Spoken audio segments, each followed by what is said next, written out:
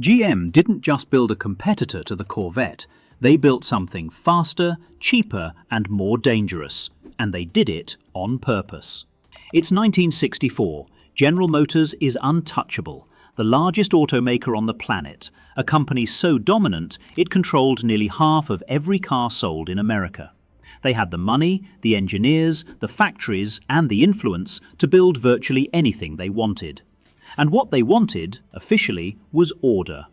Each division had its lane. Chevrolet built the people's car, Cadillac built the luxury car, and the Corvette was the dream car, America's sports car, the one vehicle in the entire GM portfolio that existed above competition, above compromise, above question.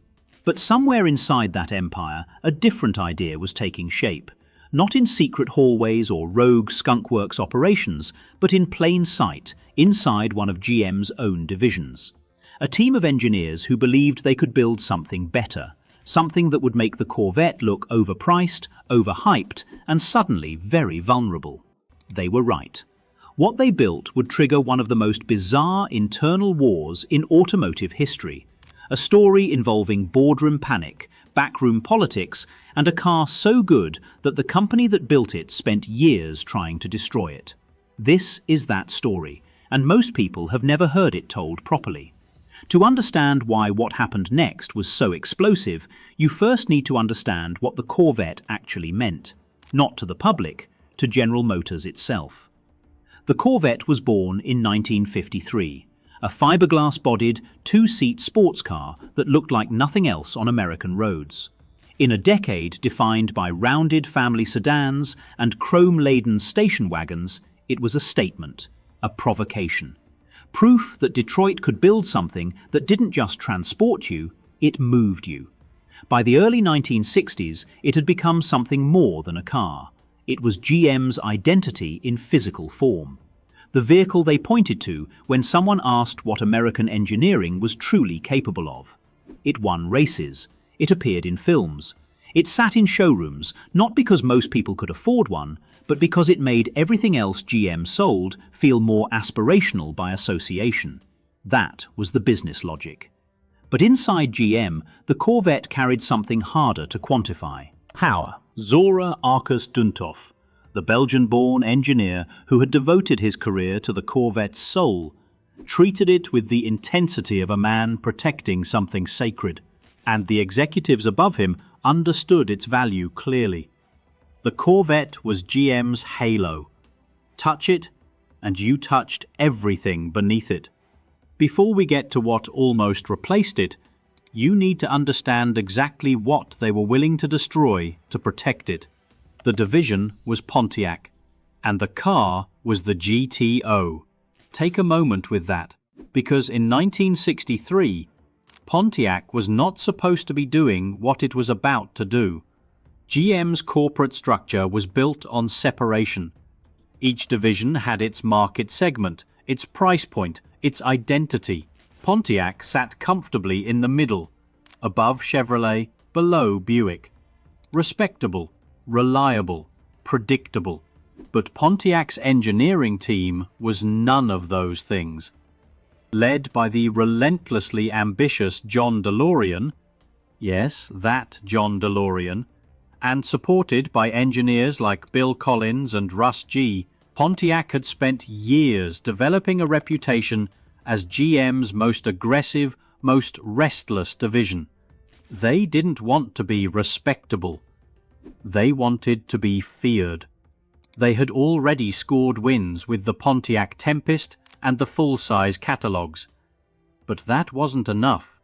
They looked at the Corvette sitting on its throne, and they saw not inspiration, but a challenge. Their idea was audacious in its simplicity. Take the Pontiac Tempest, a mid-size, affordable platform. Drop in a 389 cubic inch V8 engine. The kind of engine GM's own rules said had no business being in a car that size. Add performance suspension, dual exhaust, and a badge that meant absolutely nothing yet. Call it the GTO. Now, here is where the story gets complicated. GM had a corporate policy, a displacement-to-weight ratio rule specifically designed to prevent exactly this kind of thing. Mid-size cars were not supposed to carry big block engines. The performance gap between divisions was supposed to be managed, controlled, protected. DeLorean didn't exactly break the rule. He found the space between the words and drove a 389 cubic inch engine straight through it. Whether upper management genuinely didn't notice or quietly looked the other way remains one of Detroit's most debated questions. What isn't debatable is what happened when the first testers strapped in and put their foot down. They weren't just building a car, they were building an argument, and GM's most powerful people were about to hear it, whether they wanted to or not. The 1964 Pontiac GTO came with a 389 cubic inch V8, producing 325 horsepower in base trim. Step up to the tri-power option, 3 two-barrel carburetors feeding that same engine, and you were looking at 348 horsepower. The Corvette that year? 250 horsepower in its base configuration. You had to option all the way up to the fuel-injected 327 to match the GTO's output, and by the time you did that, you were deep into Corvette premium pricing territory. The GTO started at roughly $3,200. A comparably equipped Corvette? Closer to $4,500, sometimes more. You could buy a GTO, option it aggressively, and still have hundreds of dollars left over compared to a base Corvette. And in the quarter mile, the only measurement that mattered to the audience Pontiac was chasing, the GTO ran consistent mid-14-second passes, straight from the factory, with room to grow. Car and Driver magazine did what no one at GM wanted them to do. They tested the GTO directly against a Ferrari 250 GTO, the car Pontiac had cheekily borrowed the name from, and framed Pontiac's machine as the democratic answer to European performance. The piece exploded. Readers responded with a hunger that surprised even Pontiac's own team. And then the sales figures started coming in. Pontiac had projected modest numbers, cautious enough to avoid drawing too much corporate attention. They estimated perhaps 5,000 units for the first year. They sold 32,450. Inside GM's executive offices, that number landed like a grenade.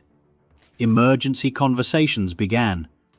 Zora Arkus Duntov, the Corvette's guardian, made his position plain. This could not continue unchallenged. The GTO wasn't just outselling expectations, it was pulling exactly the kind of young, performance-hungry buyer that the Corvette depended on for its cultural relevance. GM's leadership now faced a decision with no clean answer.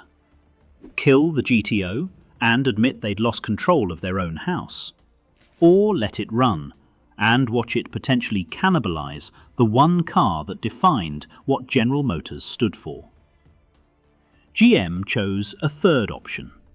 They didn't kill the GTO, they caged it. In 1963, GM had already established a corporate displacement policy, an internal rule limiting intermediate-sized cars to engines no larger than 330 cubic inches. The GTO had launched by circumventing the spirit of that rule entirely.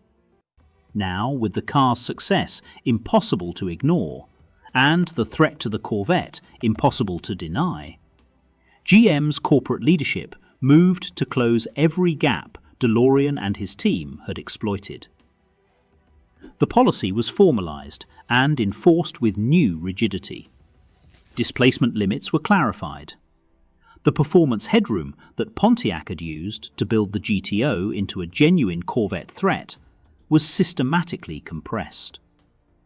Future development paths, bigger engines, more aggressive tuning, factory racing support, were quietly closed off at the corporate level. Arcus Duntov didn't need to make many phone calls. The institutional machinery did the work for him. Inside Pontiac, the reaction was exactly what you'd expect from a team that had just built one of the most successful performance cars in American history, and was now being told to slow down. Engineers who had spent years pushing the GTO's capabilities felt the ceiling closing in. DeLorean fought back through every channel available to him, arguing that Pontiac's performance identity was now a proven commercial asset, not a corporate liability. He wasn't wrong, but he was outvoted. The GTO would continue. It would sell. It would even evolve. But the version that existed in DeLorean's original vision, unrestricted, unbothered, and genuinely dangerous to everything above it in the GM lineup, that car was gone. But even a caged version of this car was enough to leave a mark. And what happened next, no one at GM predicted. GM thought they had solved the problem. They hadn't. They had only changed its shape. The GTO continued through the late 1960s, evolving with each model year, selling in numbers that any other division would have celebrated without reservation. But something more significant than sales figures was happening beneath the surface. The GTO had done something that corporate policy couldn't retroactively undo. It had invented a category.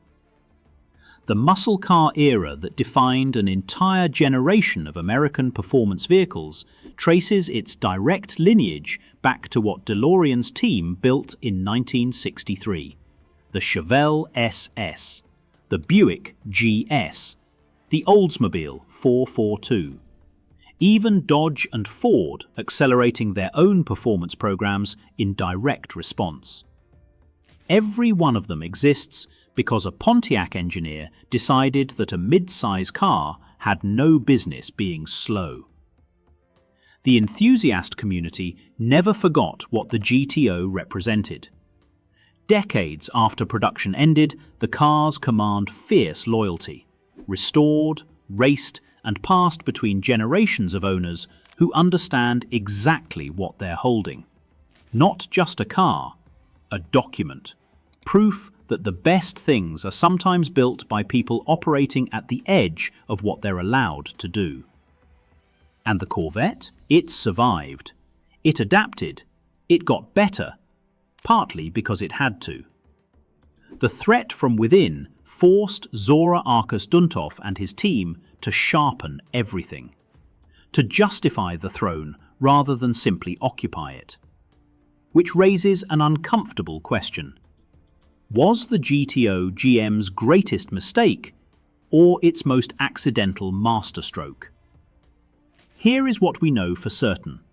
General Motors, the most powerful automaker in the world, built a car that threatened its own crown jewel. They did it through a combination of divisional ambition, leadership blind spots, and the particular kind of institutional chaos that only happens when very talented people stop asking for permission. The GTO was restricted, politically managed, eventually discontinued in 1974, a casualty of insurance rates, emissions regulations, and a market that had moved on. But it never really disappeared. It lives in every American performance car that followed. It lives in the philosophy that says a fast car shouldn't require a luxury price tag to be legitimate. It lives in the argument, still running, still unresolved, about whether GM's corporate instinct to protect the Corvette was wise stewardship or the fearful reflex of an institution that confused control with excellence. The Corvette endures. It remains, to this day, one of the greatest performance cars America has ever produced. But it endures sharper, more justified, more proven, because for one extraordinary moment, something built inside the same company forced it to truly compete. Was GM crazy for letting it happen? Maybe. But the alternative, a Corvette that never faced a serious challenge from anyone, including itself, might have produced something far less worthy of the legend. What could the GTO have become with no restrictions and no politics? We'll never know. And maybe that's exactly why we're still talking about it.